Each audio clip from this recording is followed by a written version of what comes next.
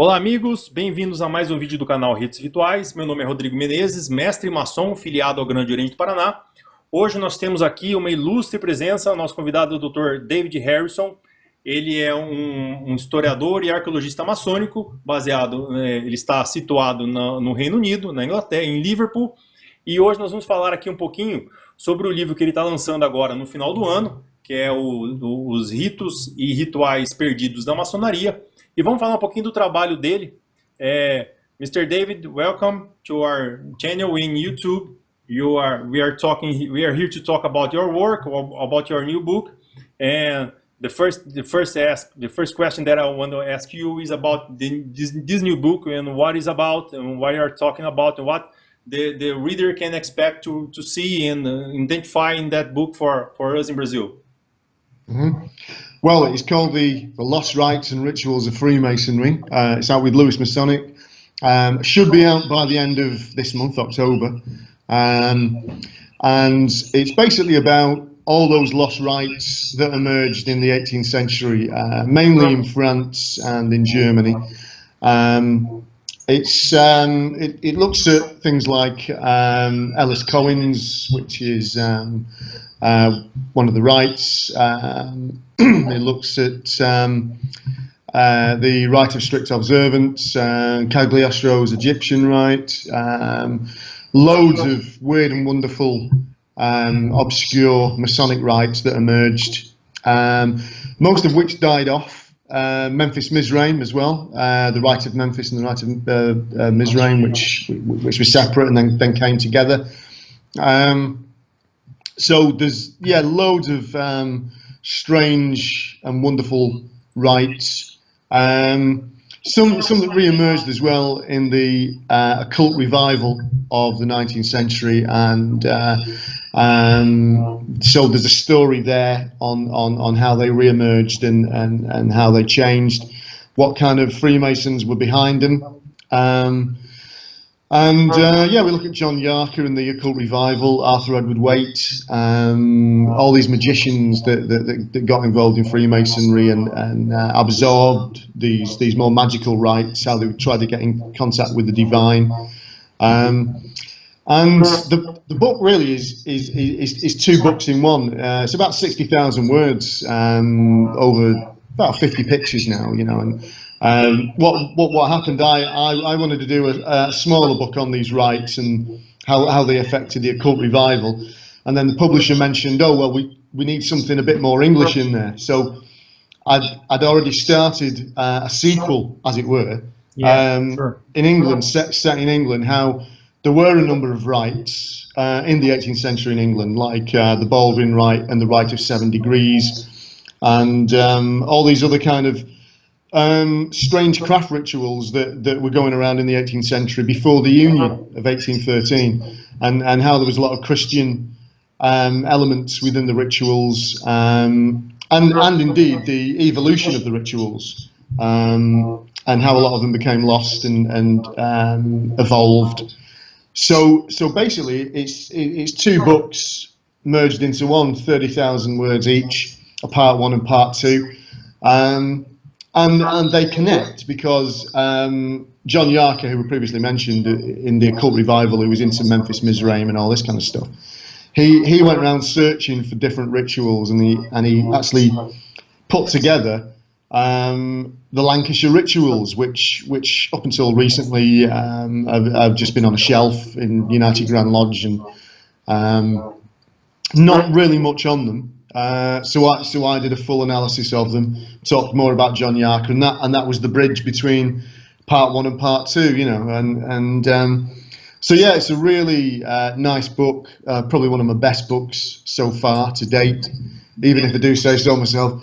But yeah, it's a real special book. There's a lot of magical rites in there, how Freemasonry evolved, into a more magical kind of pathway. I think one thing that is very important when you start studying Masonry is that you don't get stuck in only one rite. You need to understand a lot of rites, and the lost rites are still important, because if you study the history, you see a lot of similars between, like the Von Hahn rite and the Pasquale rite and the Ramsey speech that for a long time they say that was legendary stuff, not based on facts. But you see in a way of time, in a line of time, you see a lot of references, and they are almost in the same circles in France or in England.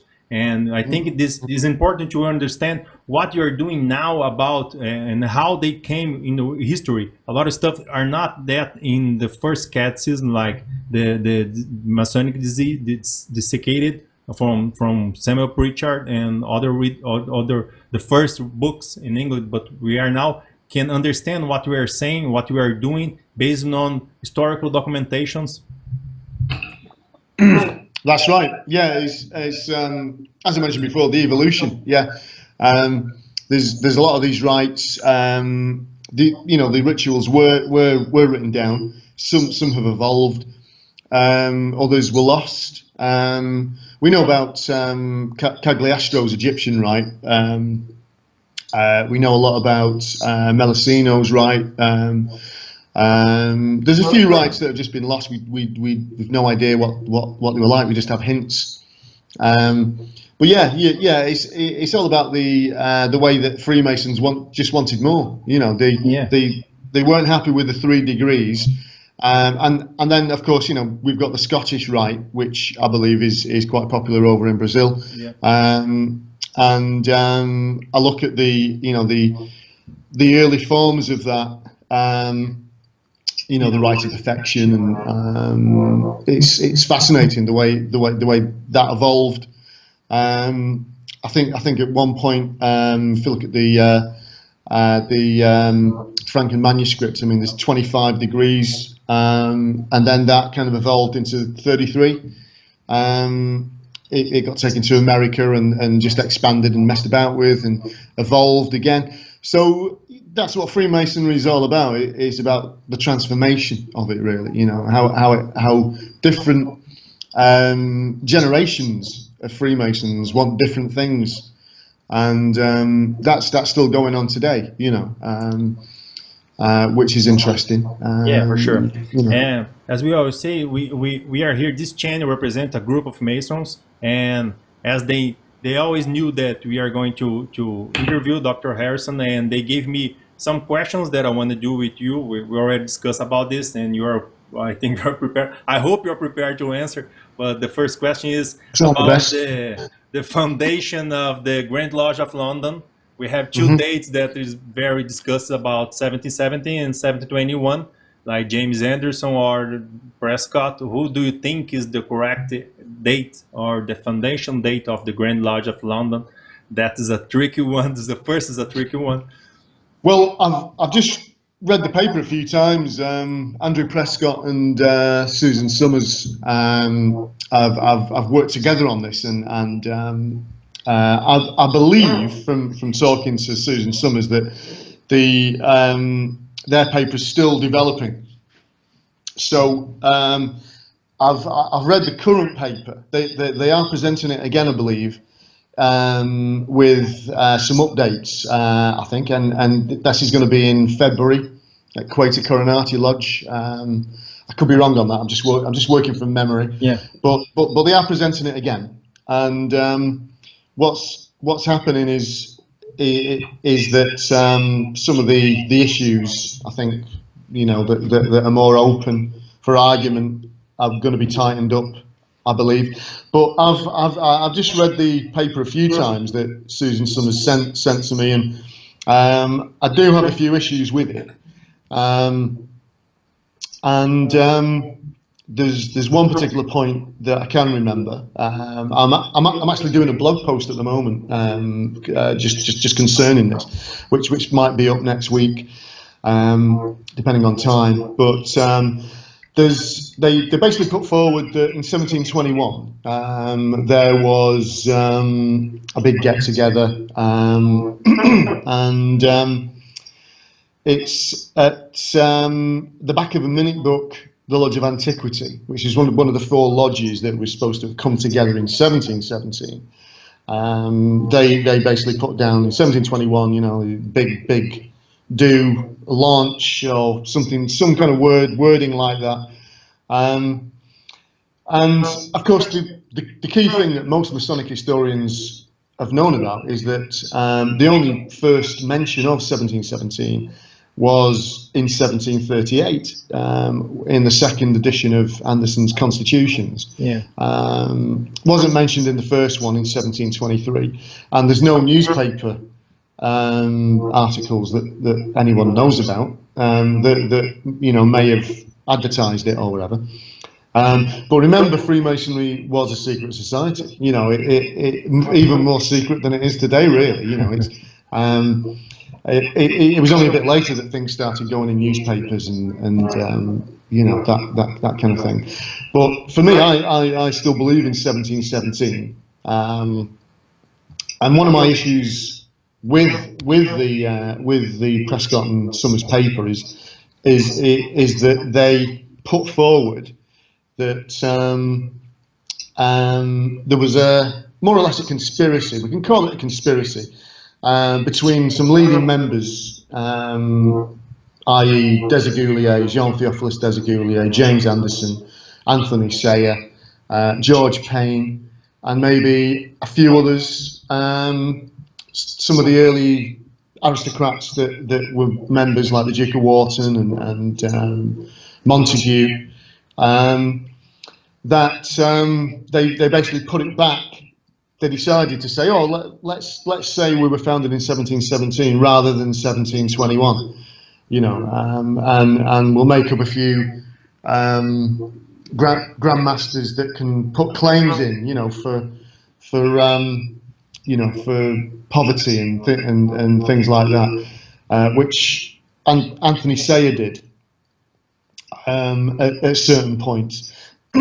So. It just doesn't seem kind of right to me, that, and talking to a few other historians, they feel the same, that they wouldn't just put it back to 1717. It really doesn't make sense, if it was founded in 1721, they would have still been the first Grand Lodge anyway. Yeah, for sure. So it's like, hang on a minute, I know, let's put it back another 4 years, I mean, with Freemasons being alpha males, I'm talking about regular male Freemasonry here, United Grand Lodge of England, mainly alpha males, and they're into promotion and they're into kind of getting ahead and getting on the ladder and to have some information that a group of leading Freemasons effectively lied. About just 4 years doesn't really make sense, because these alpha males who want to get up the ladder and want to get on in Freemasonry might find this out and start blackmailing somebody. There's all these kind of issues, by saying, oh, I know you lied about 1717. If you don't give me that promotion, I'm going to let the cat out of the bag, as you say. You think it's a political problem? It's a political issue, right?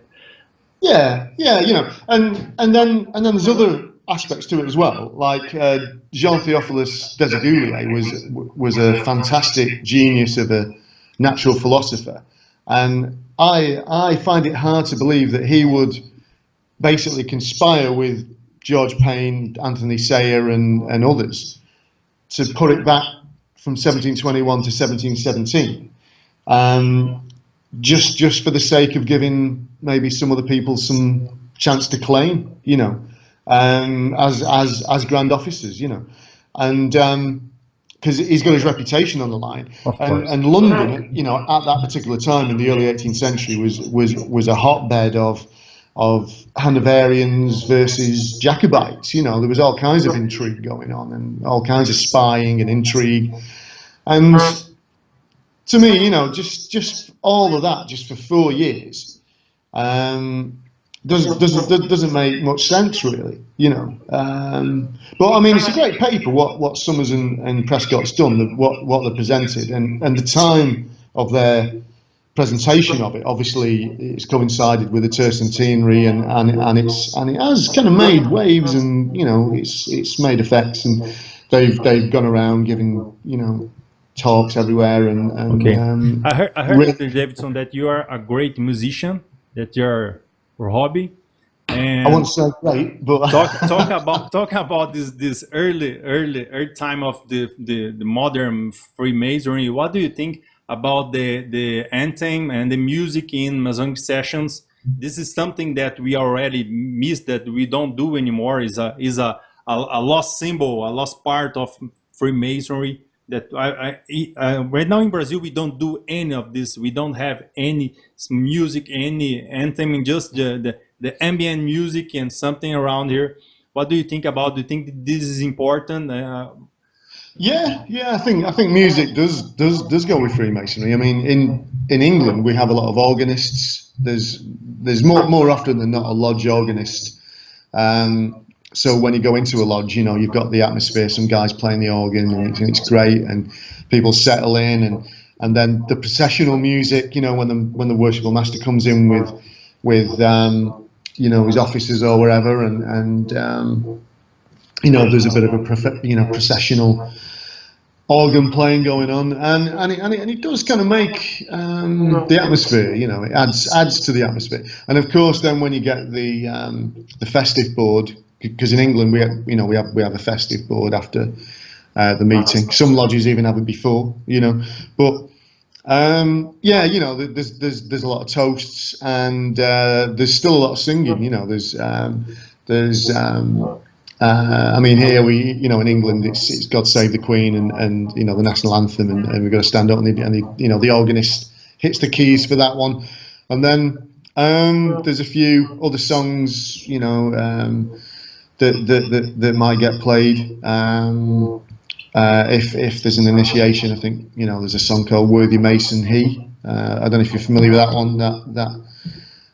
That sometimes gets played, and a few others. So yeah, it does add to the atmosphere and the evening.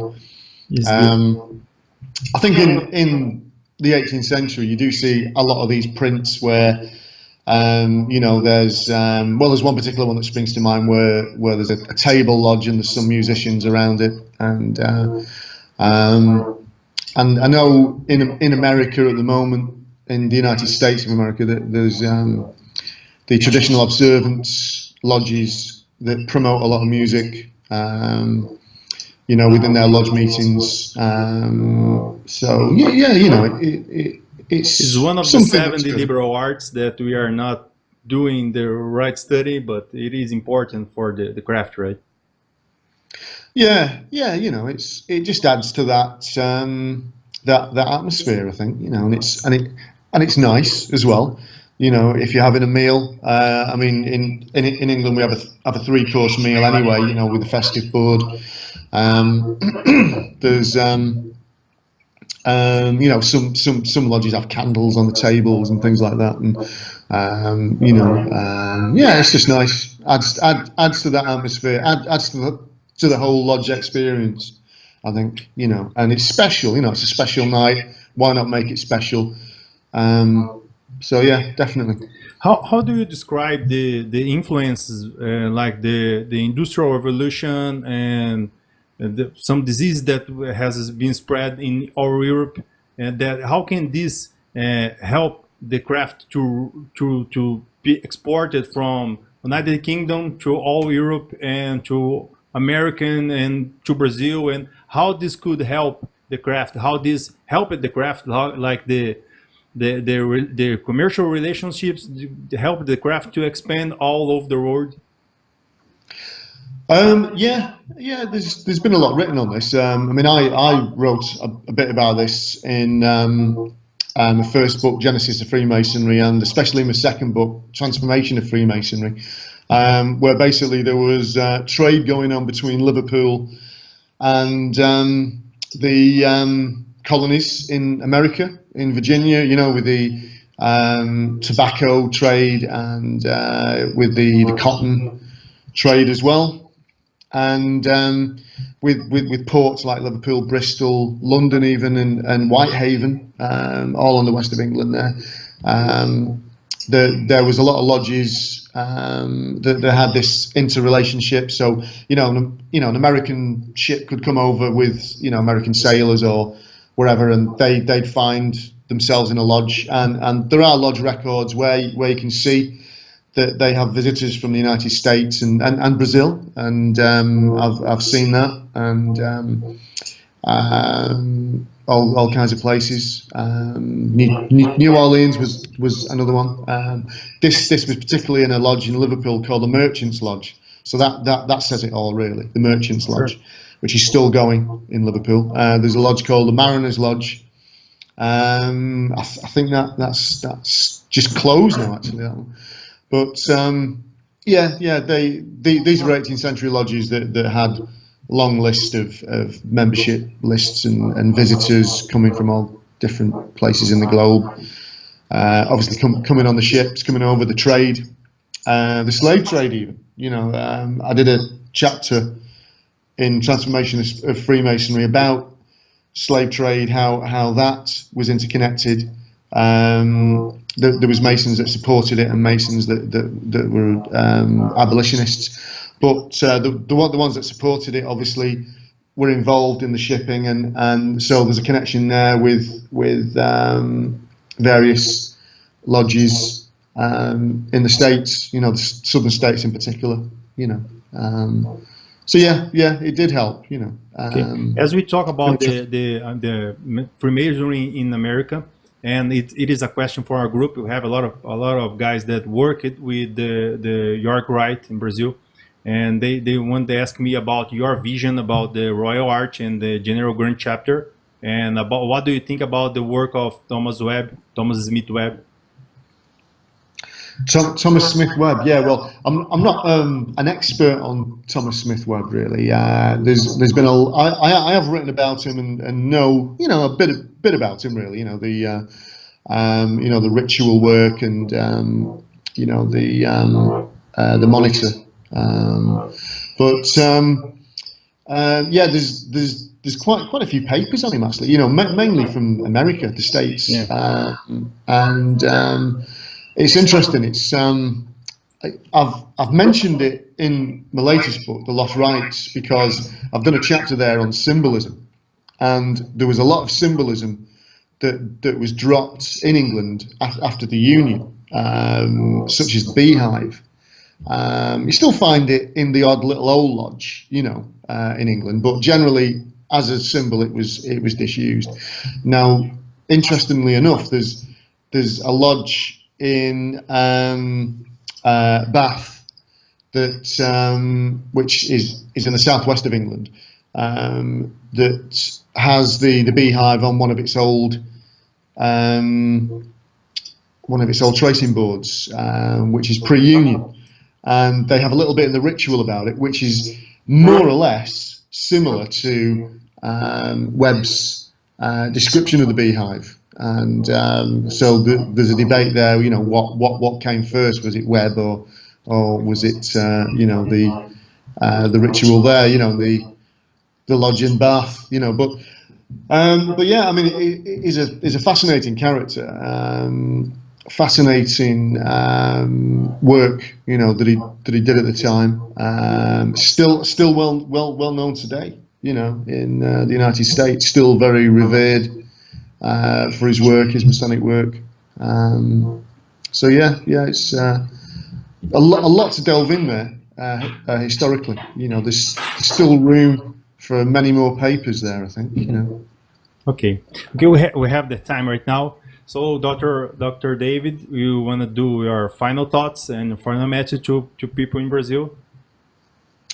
Final thoughts on Freemasonry. Yeah, and just a quick message for us in Brazil. We are ending the video right now, and what do you want to? Well, I hope to come over sometime to Brazil anyway, because I've always fancied coming over. I believe it's a very diverse country anyway, and very diverse Masonically. So it's a very interesting country to examine there, really. In Masonic terms, I think it's yeah, it's interesting. I have met a few guys from Brazil that have come over to study in the UK, and they've introduced me to parts of the history there. So it's a very interesting Masonic pathway you've got there. Really, there's quite diverse, and be interesting to delve into it. I think for me as well, the language could be a bit of a barrier, but if we can bridge that, I'm sure you've got a lot of history there that's worth checking over. Lodge, yeah, for sure. Lodge records. There's I know from the Liverpool lodges that I've looked at, there were some Brazilians that have come over in the later 18th century, early 19th century, which is interesting. So be good to follow that up as well. Okay, thank you very much, Dr. David. We have here Dr. David Harrison. Vou terminar agora falando em português. Obrigado vocês por assistirem todo esse vídeo, chegaram até o final. Dê o seu joinha aqui, se subscreva ao nosso canal. Nós vamos continuar com as entrevistas diárias. Os links dos livros vão estar colocados aqui embaixo, tanto do blog do Dr. Harrison, é o livro dele que vai sair também em outubro e em novembro agora, e mais alguma biblioteca e referência a outros livros vão estar todos colocados na descrição, tanto do site quanto do canal. Obrigado por acompanhar a gente até o final e estamos juntos até a próxima semana. Um abraço.